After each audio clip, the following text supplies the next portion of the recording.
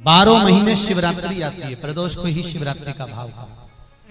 12 महीने आते हैं। अगर व्यापार ना चले, दुख तकलीफ ज्यादा हो, कष्ट ज्यादा हो, बहुत टेंशन जिंदगी में चल रहा हो, अगर बीमारी ने भी घेर रखा हो और बहुत जिंदगी में दुख चल रहा हो, कहीं मत जाना। प्रत्येक महीने प्रदोष आती है, हर महीने शिवरात्रि प्रदोष आती है। एक शमी पत्र, 5 बेलपत्र तांबे के लोटे में जल में डाल लीजिए, 7 दाने अक्षत के, आखे अक्षत के डाल लीजिए। प्रदोष काल में भगवान शंकर के मंदिर जाकर पांव में चप्पल पहनकर ना जाइए, घर में घी का दिया लगाकर कलश लेकर शिव के मंदिर में चले जाइए और शंकर जी के मंदिर में वो ऐसा कैसा ही पानी पूरा उंडेल कर डालकर शिवलिंग पर आ जाइए। अब ये शिवलिंग है, समझिएगा ये जलाधारी है, ठीक है, समझना है। ये शिवलिंग, ये जलाधारी और ये धारी। अब कई लोगों के मन में प्रश्न खड़ा होता है, कई लोगों के मन में एक भाव उत्पन्न होता है कि हमारे घर में जो शिवलिंग है, हमारे घर में जो शंकर भगवान का शिवलिंग है, क्या उस पर वासुकी नाग लगाना, सर्प लगाना जरूरी होता है क्या? हमारे घर के अंदर जो शिवलिंग है, हमारे घर में जो शंकर भगवान का शिवलिंग है, उस पे सांप लगाना, सर्प लगाना, वासुकी नाग लगाना जरूरी है क्या? तो बहुत सावधानी से समझिएगा कि जो शिवलिंग होता है, जो शिवलिंग होता है, उस शिवलिंग में भगवान शंकर स्वयं विराजमान है। तो उनके गले में अगर सर्प है तो शिवलिंग में आप रूप सर्प है। शंकर जी अगर रुद्राक्ष की माला पहने हैं तो शिवलिंग में वो रुद्राक्ष का बल है। शंकर जी बागंबर पहने हैं, शिवलिंग में वो बागंबर का अंश है। शिवलिंग गंगा धारण करे हैं तो शिवलिंग, भगवान शंकर गंगा धारण करे हैं तो शिवलिंग में वो गंगा का तत्व है। जरूरी नहीं कि तुम्हारे घर में जो शिवलिंग हो उस पे नाग हो। अगर है सर्प कोई बात नहीं, रखे रहने दो। सर्प नहीं है तो कई लोग कहते हैं चांदी का सांप बनवा लेती हूँ, पीतल का सांप बनवा लेती हूँ। घर में मेरे शिवलिंग है, उस पे सांप नहीं है, मैं सांप रख देती हूँ, सर्प रख देती हूँ, वासुकी नाग रख देती हूँ ना। अगर है तो रखो।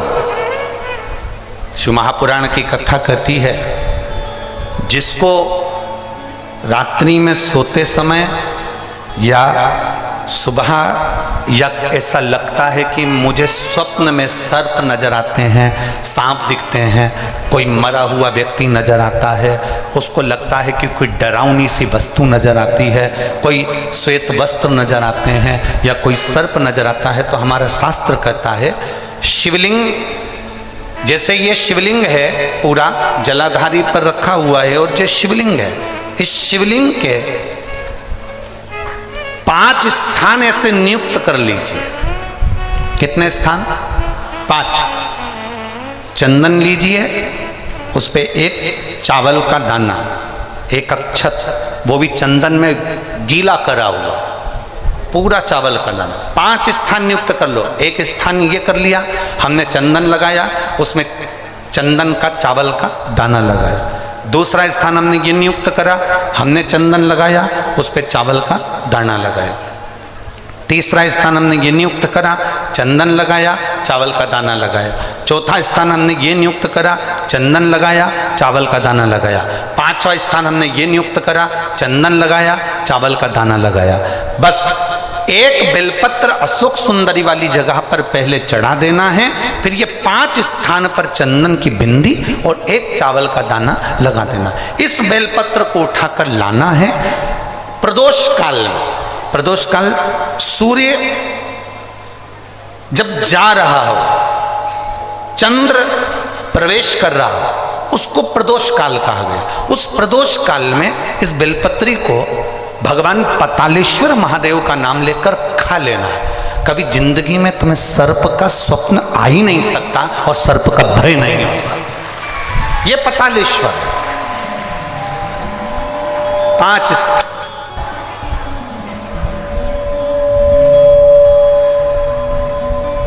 5 स्थान नियुक्त करिए। समझ में आया है ना?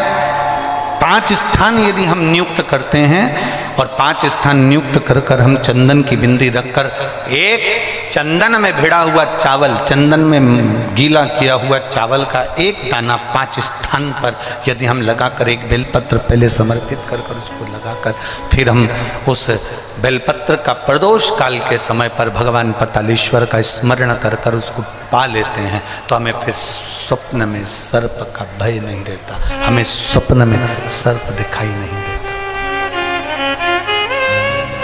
फिर नहीं, अभी जिंदगी में मौका मिले तो 5 दुर्बा। कितनी दुर्बा? जम के बोलो जरा। 5 दुर्बा, 1 बेलपत्र। कभी अगर मौका मिले जीवन में 5 दुर्बा, 1 बेलपत्र, 1 अक्षत, 1 चावल का दाना और तीनों पत्तियों पर लगा हुआ चंदन। बेलपत्र की जो 3 पत्ती होती है, इन तीनों पर लगा हुआ चंदन, दुर्बा, बेलपत्र, चावल का 1 दाना मध्य पत्ती पर रखकर जब भी आप अपने हृदय से कोई सरकारी गतिविधियों में कहीं फंस गए हो, सरकारी कोई केस चल रहा है, कोई सरकारी चीजों में अगर तकलीफें आ रही हैं, तो शिव का नाम लेकर आप अपना कर्म जरूर करना, मेहनत जरूर करना।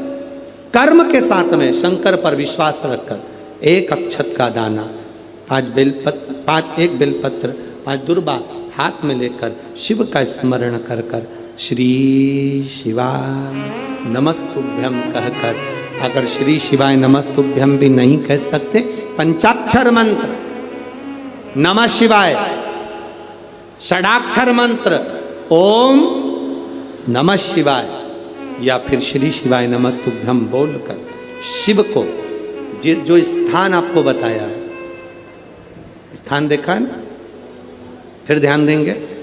अशोक सुंदरी से शिवलिंग के बीच की जो खाली जगह है, देख रहे हो आप लोग? एलईडीओं पर ध्यान देना।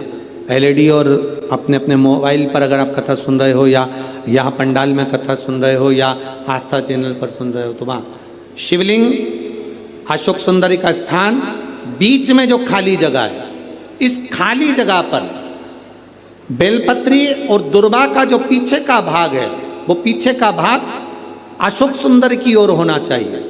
अशोक सुंदर की ओर उसका भाग हो जाए और पत्ती को इस तरह से शिवलिंग और जो खाली जगह है उसके मध्य में रखकर कोई सरकारी चीज के लिए, कोई प्रशासनिक चीज के लिए, कोई केस के लिए, कोई कानूनी कार्यवाही के लिए, कोई तकलीफ में घिरे हुए हो, तो उस स्थान पर ये बेलपत्र केवल 1 बार चढ़ाकर बाबा से विनती करना, बाबा उसको स्वीकार जरूर करेगा, कार्य सफल जरूर करेगा। 1 बेलपत्र